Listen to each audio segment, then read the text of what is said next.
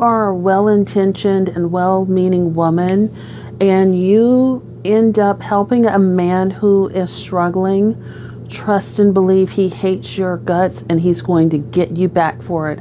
Hi, my name is Dr. Natalie Jones. I'm a licensed therapist. I've been counseling men and women who have been victims of and or perpetrators of abuse for many years now. One of the things that I counsel women on are women that have good intentions, about helping a man. Usually these women, it could be their partner, it could be a brother, it could be even, their dad or whomever, but it's a grown man, and they want to, they see that this man is struggling. They see that this man is insecure. They see that this man lacks ambition or motivation, or just for whatever reason, they cannot seem to get it together. And so what do you do as a woman? You go out, you help him apply for a job. You help him put together his resume. You give him money. You give him a place to stay. You talk to your social contacts. You pay all the bills for a year or 2 or 3 or 10, right? And you feel like you're helping this person. You're constantly like pouring in and trying to motivate this man to really get it together. And, I'm going to put this foundation down for you and things like that. An insecure man is going to hate you for it, and they're going to get you back because they're going to look at you as the person that makes them feel more inferior and more insecure about themselves. Your success, your generosity, your willingness to help, your ability to help is going to be a reminder to them about what kind of failure they perceive themselves to be, and they aren't going to like that. And so pretty soon it's going to turn into contempt. It's going to turn into resentment. It's going to turn into sheer hatred for you and the person that you are. Is going to turn into, oh, I have to cheat now because she made me feel small, and so now I have to just sort of go out there and spread myself around because all of these women are going to give me attention and I'm going to feel like a big man.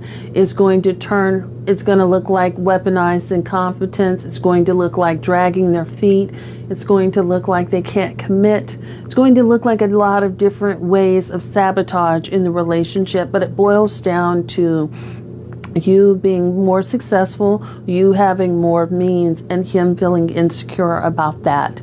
And that is where a lot of abuse victims get into trouble, is when you don't recognize the dynamics or the power dynamics that plays into abuse. A lot of that comes from insecurity, which is, if a man tells you that he's insecure, you need to, put on your running shoes and get up out of there. They need to see smoke coming from your tennis shoes. I'm not even joking about that, because that is like the biggest warning label when you hear a man, sort of self-loathing, sort of talking about self-loathing or self-destructive speech. That is a sign of insecurity. But do not ever help a grown man. And for anybody that's going to hop into my comments and say, what about my brother? What about my son? What about, my uncle with one leg? That applies to them too. No exceptions. None. Not even for you. You are not the exception to the rule.